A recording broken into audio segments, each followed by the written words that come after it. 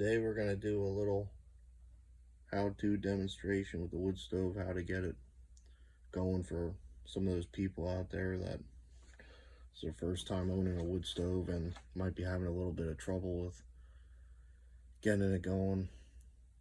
The stove was lit and running probably about 5:30 this morning. It is now roughly 3:30 or so.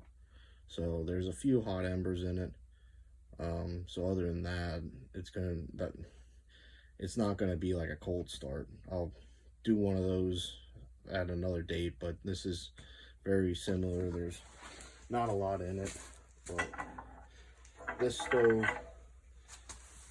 is a 32 NC made by Englander.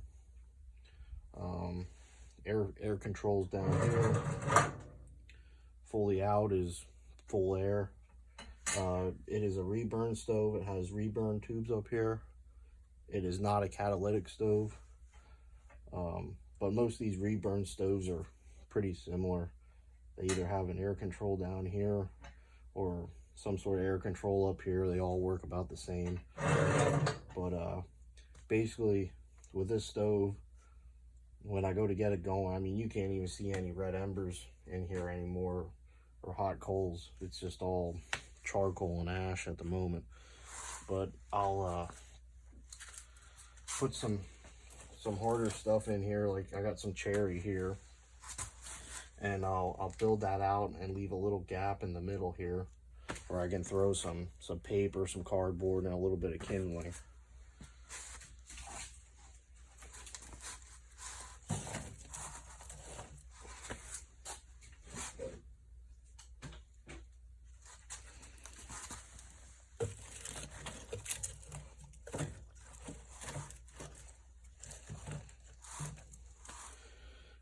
And what I'll do now, if this was a cold start, take some newspaper. This is some of that packaging crap that they send with the Chewy dog food boxes. Once I get this all built up, what I would do then is, this stove was cold, I would light some newspaper and hold it let it burn right at the top of the stove here to get that draft good and established. If you don't do that, in most cases, unless you got a super drafty chimney that pulls a huge vacuum, you'll get a little bit of smoke. But usually by doing this on a cold start, it takes all the smoke out the chimney.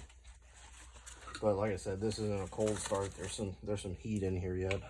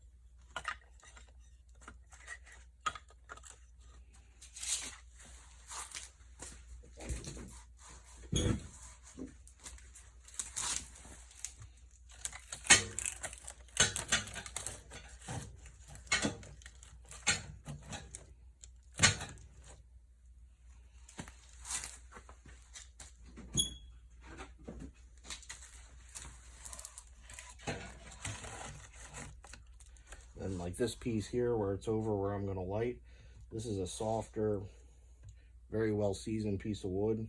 Just helps it getting going better. If you have some pieces mixed in your pile like that, I usually try and set a few aside just for getting the stove going.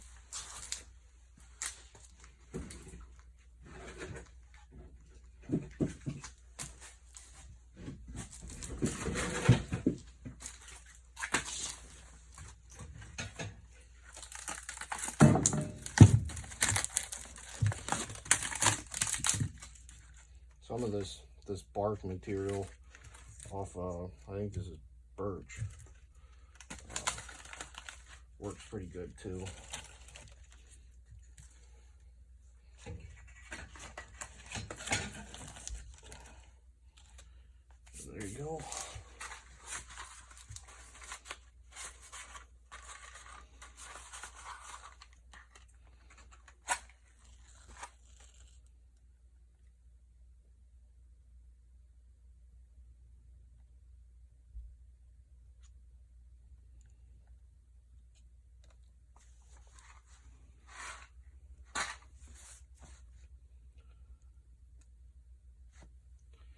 And then on this stove, it has a spot where you can let the door crack.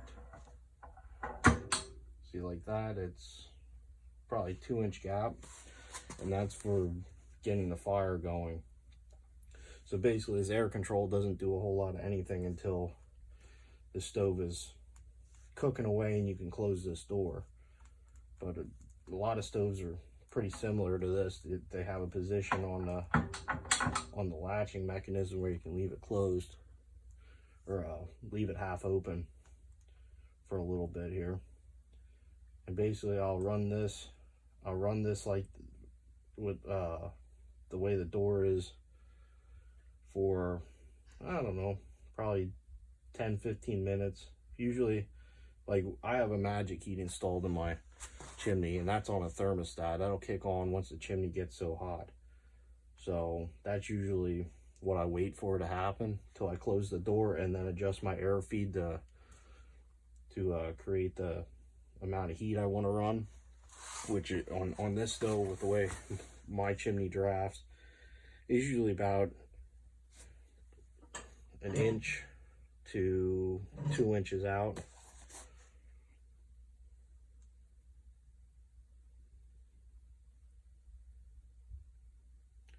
And in the beginning, it takes a while to get it going here, till that paper gets burning good and lights the kindling.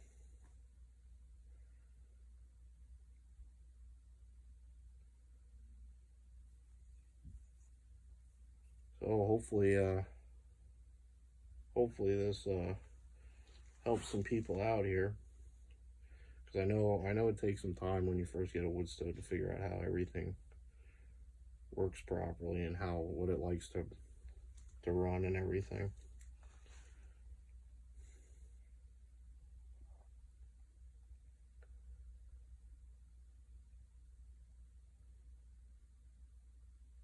So yeah, if you found this helpful, please like and subscribe. And comment if you want me to do some more videos like this.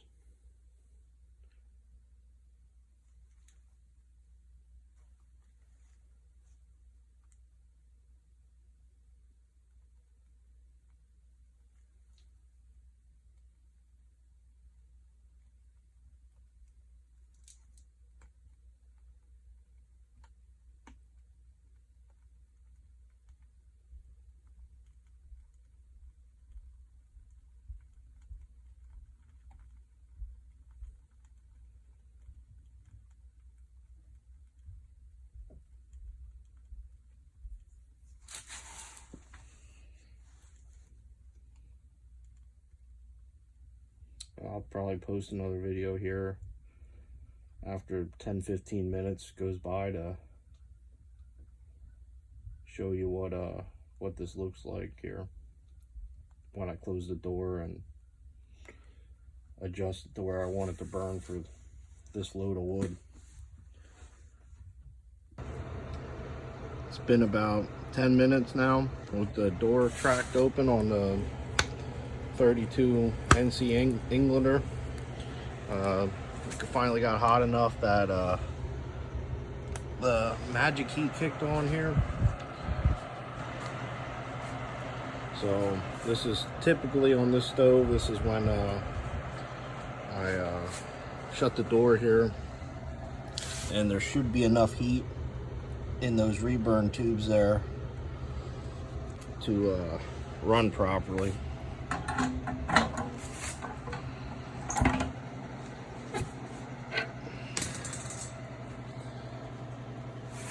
And I will adjust the air feed to roughly about there on my setup. It'll calm down a little bit. I also have a fan I installed in the back. I'll turn that on. Yeah, that's a little fan. Then sometimes I want some extra heat output from this stove. I'll turn the little box fan on low just to get some more air movement. But yeah, you can see the reburn tubes doing their job there. And like I said, this is for an Englander 32 NC, and this is how it works with the type of draft I got, with the length of chimney I got. Every stove is going to be somewhat different. Most of them have in the manual how to light them and set them up.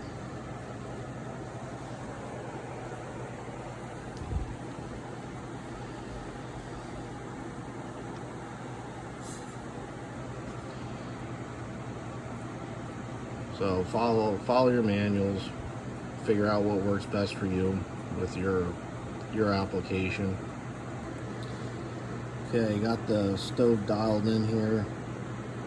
Something else I wanted to add is get yourself, if you're worried about running your stove too high, get yourself a set of temperature gauges. You can get cheap ones like this. They don't last long. I mean, this one burned out the other year. I haven't replaced it. I mean, once you get good with your stove, you don't really need them.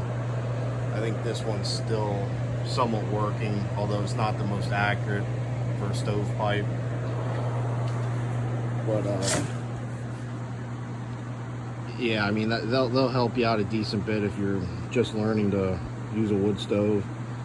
I mean, if you smell burning dust when you're running these wood stoves, you're running too hot. That's a telltale sign too that you need to dial it down a little bit. But